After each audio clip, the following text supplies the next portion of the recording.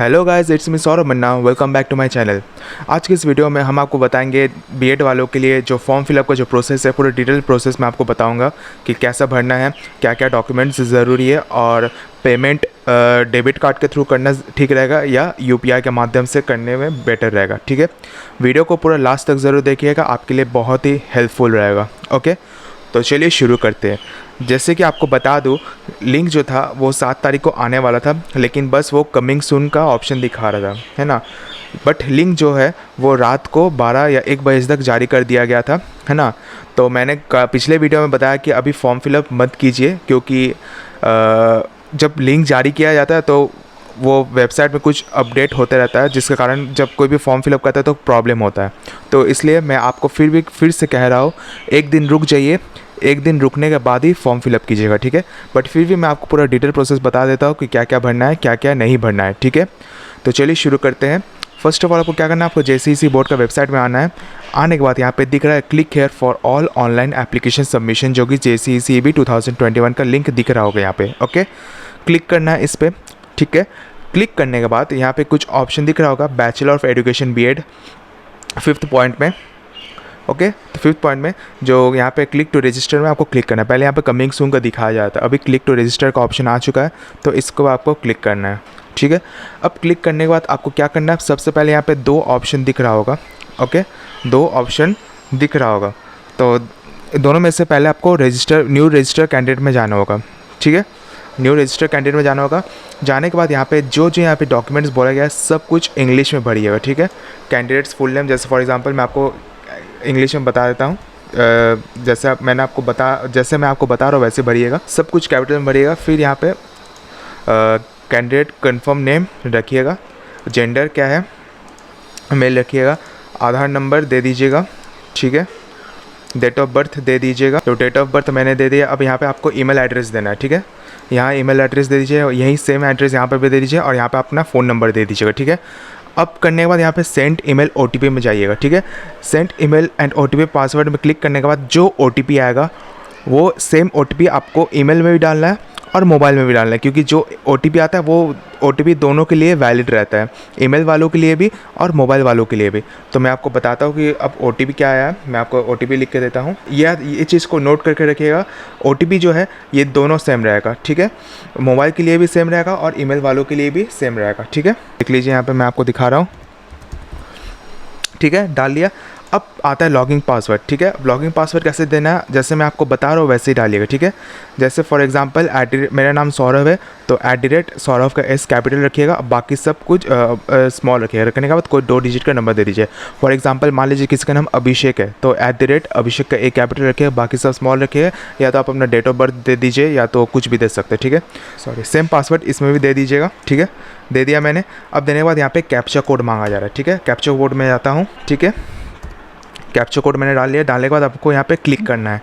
Click करने के बाद आपको यहाँ पे सबमिट एंड कंटिन्यू में क्लिक करना है। तो ये है मेरा एप्लीकेशन नंबर और ये है मेरा पासवर्ड, जो कि मेरे को मिल चुका है। और ये एप्लीकेशन है और ये पासवर्ड जो आपके रजिस्टर्ड ईमेल आईडी में भी आ जाएगा और आपके फ़ोन में भी मैसेज आ जाएगा। ठीक है, तो बाई चांस अगर आप भूल जाते हो तो आप ईमेल के माध्यम से भी आप एप्लीकेशन नंबर और पासवर्ड जान सकेंगे और अपना फ़ोन से भी जान सकेंगे। ठीक है, और एक चीज़, इसको स्क्रीनशॉट लेके रख दीजिएगा।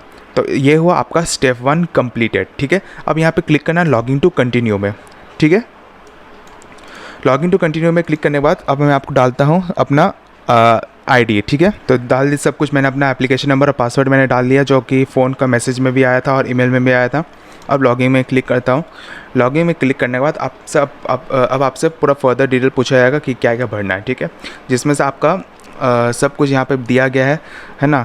अब आपको क्या करना है, फादर्स नेम, अपना फादर्स नेम भर दीजिएगा। नेक्स्ट आपका मदर्स नेम भर दीजिएगा, सब कुछ इंग्लिश में भरिएगा। ठीक है, रेसिडेंशियल स्टेटस, अगर आप परमानेंट रेसिडेंट ऑफ झारखंड का डोमिसाइल है तो परमानेंट रेसिडेंट दीजिएगा, लोकल है तो लोकल दीजिएगा। ठीक है, जिनके पास लोकल रेसिडेंट ऑफ झारखंड का डोमिसाइल है तो उस पर क्लिक करने के बाद सिर्फ आपको जनरल में ही जनरल का ही ऑप्शन आएगा। ठीक है, और अगर आप परमानेंट रेसिडेंट ऑफ झारखंड का अगर बना हुआ है डोमिसाइल तो आपका ऑप्शन रहेगा general, ST, SC, BC1, BC2। ठीक है, तो आप दोनों में से कोई भी एक डोमिसाइल आप दे सकते हैं, ठीक है। और डोमिसाइल जो है जिसको हम लोग रेजिडेंशियल सर्टिफिकेट बोलते हैं, 2017 का भी अगर रहा तो वैलिड है आपके लिए, ठीक है। 2017 से लेकर जिसके पास रेजिडेंशियल सर्टिफिकेट बना हुआ है तो वो लोग दे सकता है, ठीक है। अब आता है do you belong to economically weaker section, so category से आप बिलोंग करते हैं EWS। अगर आप EWS से बिलोंग करते हैं, अगर आपके पास इनकम सर्टिफिकेट है तो तभी दीजिएगा, नहीं तो मत दीजिएगा। क्योंकि बहुत सारे स्टूडेंट्स क्या करते हैं, इसमें येस कर देते हैं बट एडमिशन के टाइम उनके पास रहता ही नहीं है, तो उनका क्या कहता है, उनका एडमिशन तुरंत कैंसिल कर दिया जाता है ना। अगर आपके पास है तभी दीजिएगा, येस कीजिएगा, नहीं है तो मत कीजिएगा। और अगर आप सोच रहे कि हाँ येस करके EWS सर्टिफिकेट के लिए बनाने दे देंगे, इनकम सर्टिफिकेट बन जाएगा तुरंत, ऐसा मत सोचिएगा, ठीक है। तो सोच समझ के इसमें ऑप्शन में लीजिएगा, ठीक है। अब आता है नेक्स्ट नेशनलिटी, किस तो इंडियन रहेगा, ठीक है। एक चीज़ इसमें ऑप्शन नहीं रहता है कि फैमिली इनकम, जो कि बाकी जब मैंने फॉर्म फिलअप में देखा था उसमें फैमिली इनकम पूछा जाता था, इसमें पूछा नहीं गया है, ठीक है, इसमें पूछा नहीं गया। अब नेक्स्ट आपका पर्सन विद डिसेबिलिटी, तो अपना डिसेबिलिटी अगर है तो येस कीजिएगा, नहीं है तो मत कीजिएगा, ठीक है। करने के बाद अब नेक्स्ट आता है एड्रेस का, address for communication and permanent address. Permanent address में आप जहाँ बिलोंग करते हैं, आपका जहाँ घर है, बचपन से जहाँ आप रह रहे हैं वहाँ का एड्रेस दीजिएगा, ठीक है। और अगर आपने घर चेंज किया है, फॉर एग्ज़ाम्पल मान लीजिए मैं जमशेदपुर में रहता हूँ, मेरा जो जन्म है मैंने जमशेदपुर में ही पला बड़ा हूँ, मैं जमशेदपुर ही मेरा परमानेंट घर है, तो यहाँ पे मेरा परमानेंट एड्रेस मेरा यहाँ जमशेदपुर का रहेगा। और बाई चांस अगर मेरा घर ट्रांसफ़र हो जाता है कुछ कारणवश, मान लीजिए मेरा घर ट्रांसफ़र हो रांची में, ठीक है, तो यहाँ मैं रांची का एड्रेस दूँगा, ठीक है। और अगर आपका घर चेंज नहीं हुआ है तो यहाँ पे जो एड्रेस रहेगा, यहाँ पे जो एड्रेस रहेगा, कम्युनिकेशन का जो एड्रेस रहेगा, इस पर टिक कर दीजिएगा, यहाँ पे वही एड्रेस हो जाएगा परमानेंट एड्रेस, ठीक है। अब आता है एजुकेशन क्वालिफ़िकेशन, ठीक है। अब आपका जो ग्रेजुएशन जिस सब्जेक्ट से आपने ग्रेजुएशन किया है, तो यहाँ पे ऑप्शन दिया हुआ है science, social science, commerce, humanity, bachelors in engineering और टेक्नोलॉजी, या तो अदर्स।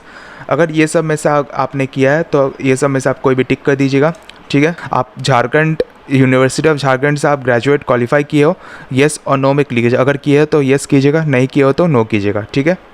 तो येस करता हूँ।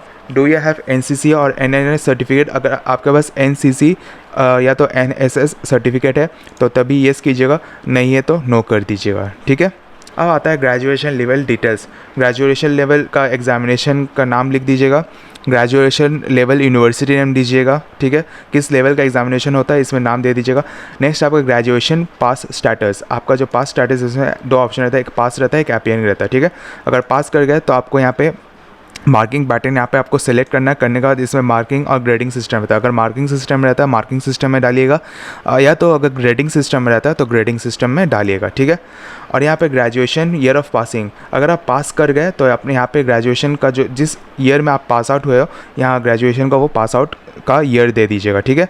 और अगर आप अपीयरिंग हो तो डालने का कुछ भी ज़रूरत नहीं है, बस आपको यहाँ पे रजिस्ट्रेशन नंबर डालना है जो कि आपको बोर्ड से प्रोवाइड किया गया, जो यूनिवर्सिटी से प्रोवाइड किया गया, ठीक है। और अगर पास हो तो आपको ये डालना ही होगा, और इनरोलमेंट नंबर जो कि आपको रजिस्ट्रेशन नंबर वो आपको डालना ही होगा, ठीक है। पोस्ट ग्रेजुएशन आपने अगर किया है तो येस कीजिएगा, नहीं किया है तो मत कीजिएगा, ठीक है।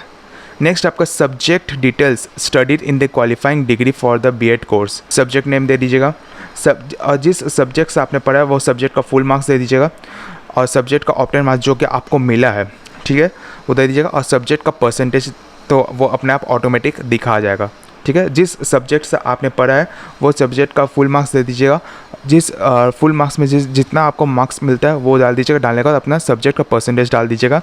डालने के बाद इस पर आप क्लिक कर दीजिएगा, ठीक है। क्लिक करने के बाद आपको क्या करना है, फिर 7 कंटिन्यू में जाना है। 7 कंटिन्यू में जाने के बाद आपको यहाँ पे थर्ड ऑप्शन में आता है अपलोड फोटोग्राफ, सिग्नेचर, LTI मतलब left thumb impression and marksheet, ठीक है। तो आपको जो फोटोग्राफ है, सिग्नेचर है, लेफ्ट थंब इम्प्रेशन है और मार्कशीट जो है आपको JPG फॉर्मेट में अपलोड करना है। मार्कशीट आपसे JPG या तो PDF में ऑप्शन मांग सकता है, तो आप या तो PDF फॉर्मेट में भी दे सकते हैं, या तो आप JPG फॉर्मेट में भी आप दे सकते हैं। फ़ोटोग्राफ जो है वो आपको रिसेंट फ़ोटोग्राफ होना ज़रूरी है, ठीक है। रिसेंट फ़ोटोग्राफ होना ज़रूरी है, कलर ओके। सिग्नेचर जो कि हैंड रिटन सिग्नेचर, एक पेपर में सिग्नेचर करके उसका फ़ोटो लेके आप उसको अपलोड कर दीजिए। करने के बाद यहाँ पे अपलोड का ऑप्शन आएगा, हर फोटो में देखिएगा जब आप फोटो अपलोड करेंगे ना, तो अपलोड का बगल में एक अपलोड का ऑप्शन दिखेगा रेड कलर का, उसको क्लिक करना होगा। जब तक वो अपलोड नहीं होता, जब तक आपका फ़ोटो उसमें नहीं दिखता है, तब तक आप उसको ऐसे छोड़ दीजिए, ठीक है। जब आपका फ़ोटो दिखा जाएगा तो समझ जाएगा आपका फ़ोटो जो है वो अपलोड हो चुका है। सेम सिग्नेचर का भी सेम लेफ्ट थंब इम्प्रेशन का भी वैसे एक पेपर में लेके, वाइट पेपर लेके उसको फ़ोटो लेके इसमें अपलोड कर दीजिएगा। करने के बाद अपलोड का बटन में क्लिक कर दीजिए। करने के बाद जब तक वो लेफ्ट थंब इम्प्रेशन का फ़ोटो नहीं आता उसमें, तब तक वेट कीजिएगा, ठीक है। करके आप अपना फिर आप मार्कशीट वगैरह सब कुछ डाल दीजिएगा। डालने के बाद फिर प्रीव्यू ऑप्शन में जाइएगा, है ना। जाने के बाद आपको पूरा डिटेल्स पता चल जाएगा कि क्या क्या आपने फॉर्म फिलअप किया है, ठीक है। करने के बाद नेक्स्ट लास्ट ऑप्शन आता है पेमेंट, ठीक है। अब बात करते हैं पेमेंट को लेकर। पेमेंट को लेकर आप ध्यान से सुनिएगा, ठीक है। पेमेंट में जो आता है option, credit card, debit card, net banking और यूपीआई। अभी यूपीआई का सिस्टम अभी चालू कर दिया गया इस साल से। मैंने जितना भी पॉलिटेक्निक एग्ज़ाम्स मैंने इस साल को जो देखा है, मैंने पॉलिटेक्निक एग्ज़ाम, आईटीआई वालों के लिए भी जो फॉर्म फिलअप के बाद जो पेमेंट का ऑप्शन आया ना, बहुत सारे स्टूडेंट्स क्या करें, यूपीआई के माध्यम से पेमेंट करें, जिसके कारण क्या हो रहा है, यूपीआई के माध्यम से पेमेंट तो हो जा रहा है, पेमेंट का पैसा कट भी जा रहा है। बट यहाँ पे जब पेमेंट हो जा रहा है, जब पेमेंट होने के बाद जब फिर आप लोग जब स्टूडेंट्स लोग लॉगिन कर रहे थे अपना आईडी पासवर्ड डाल के, तो वहाँ पे दिखा रहे योर पेमेंट इज़ पेंडिंग। तो समझिए आपका पैसा फंस चुका है। इधर आपका पेमेंट हो चुका है यूपीआई के माध्यम से। बट क्या हो रहा है वहाँ पे स्टूडेंट्स का पेमेंट। तो मेरे तरफ से रिक्वेस्ट है, अभी आप यूपीआई वाला सिस्टम यूज़ मत कीजिएगा, ओके। एकदम ध्यान से सुनिए, यूपीआई पेमेंट का प्रोसेस यूज़ मत कीजिएगा। यूज़ कीजिए डेबिट कार्ड। आपके पास तो एटीएम कार्ड तो होगा ही, तो आप डेबिट कार्ड के माध्यम से आप अपना पेमेंट कीजिए। नेट बैंकिंग भी है, क्रेडिट कार्ड के माध्यम से भी आप पेमेंट कीजिए। बट मेरे से रिक्वेस्ट है, यूपीआई के माध्यम से मत कीजिए, क्योंकि बहुत सारे स्टूडेंट्स का पैसा ऐसे ही करके फंस चुका है, जिसके कारण क्या हुआ है, बहुत प्रॉब्लम फेस कर रहे हैं, ओके। इसको ध्यान से सुनिएगा। उम्मीद करते हैं आपको मेरा बात से सहमत हो। Thank you. मिलते हैं अगले वीडियो पे अगले कंटेंट के साथ। Thank you.